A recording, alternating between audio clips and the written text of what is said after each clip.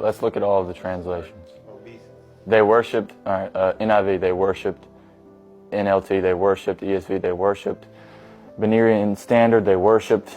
Berean Literal, they worshipped. King James, they worshipped. Everybody, you're welcome back to my channel.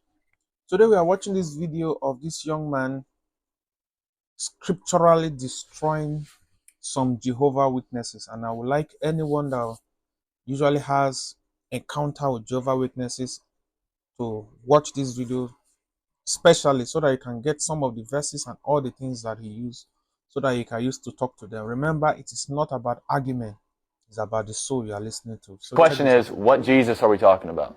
And that's the clear distinction. Are we talking about Jesus who was created, or Jesus who was uncreated, creator of all things? Like Thomas would tell you. Because you're confusing me, because in the beginning was Jehovah, just him, nothing else. In the Word, John 1:1. And then he created Jesus, because Colossians tells us he's what, the firstborn of all creation, right? I don't believe firstborn means first created there. I think it means the one who has preeminence, the prototokos in the Greek. You go back to Psalm 87, and it calls David the firstborn. He wasn't the firstborn son. He wasn't the first king to ever exist.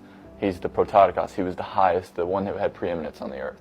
I think that's the New Testament background to prototokos. But, for example, in John 20, when Thomas wouldn't believe, he said, "I'm not going to believe until I put my hand in the prints of his nails." And then Jesus appears to him, and Thomas sees him, puts his hand in the prints of his nails, and says, "My Lord and my God." And Jesus doesn't say, no, like, don't call me your God. What does he do? He says, "Since you've seen me, now you believe. Blessed are those who haven't seen and yet believe." So was Thomas warranted to touch Jesus and call him his God?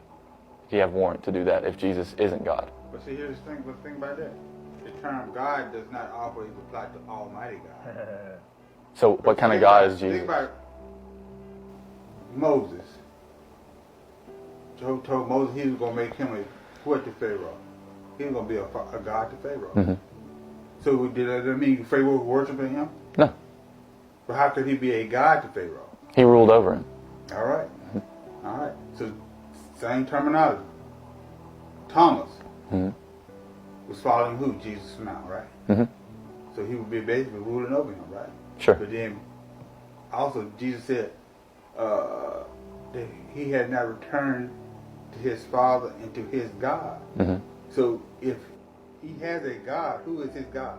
The Father, because Jesus in the flesh comes to earth as a man, and he's supposed to be the... He would still be who? If no matter how... He has two natures, a human nature and a divine nature. But... Okay, but I think it's where you yeah, but like, so you said that Pharaoh wouldn't worship Moses, right? Because he's not that kind of God to him, right? And Jesus tells us in Luke 4, when Satan tempts him, "You shall worship no other God. You shall worship..." It is written, yeah. Well, nobody is to be worshipped, no being is to be worshipped, but the Almighty God, Jehovah, right? Right.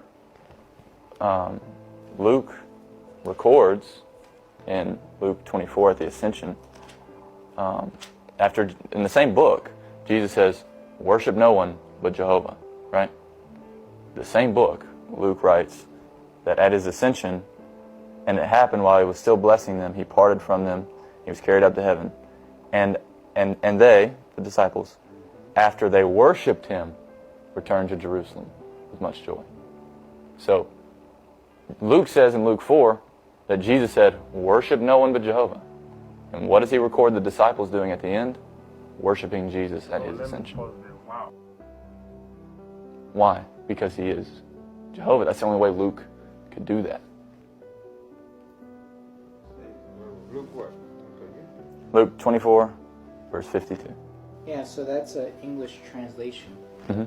So what's the Greek? I'm not sure. Let's see if it The says. Greek translation of worship is actually more defined. Do you read Greek? I don't read Greek, Oh, okay. but I've seen the Greek translations of things. It says here in the interlinear, having worshipped proskynetes. So the Greek translation? Yeah, well, this interlinear does. And they, having worshipped him, returned to Jerusalem. Yeah, there's another, I think there should be one, it uses this terminology here. I can't read this. But this is, let me just highlight this. And it has a different denotion. But some English translators use the term worship, but there's a better word that describes that situation. And it uses the term obeisance. Yeah. All right. Well, let's look at all of the translations. Obeisance. They worshipped, all right, NIV, they worshipped.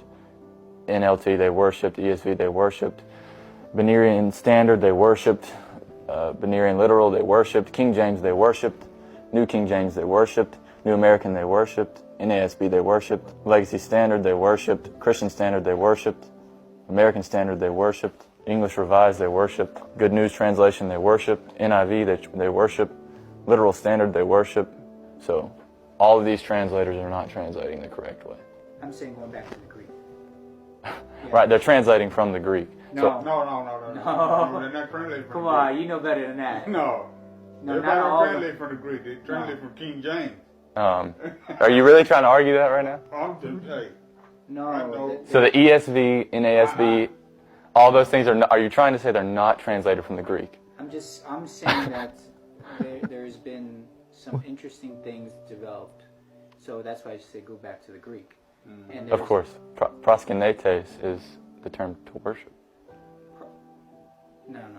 I mean, every English translation that I read you there, worship, worship, worship, worship, worship, worship, worship.